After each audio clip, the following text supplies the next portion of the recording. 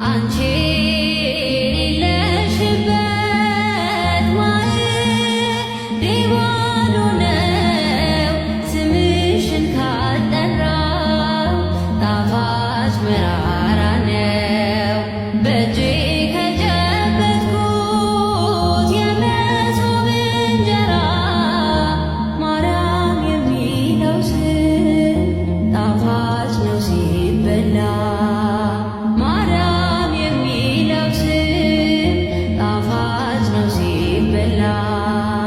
ቢያበሉኝ ቢያጠጡኝ ፈትፍተው ቢያጎርሱኝ ያሻሽውን ውሰድ ሁሉ አንቺ ነው ቢሉኝ እኔስ እንደ ስሟ የጣፈጠ አጣሁኝ።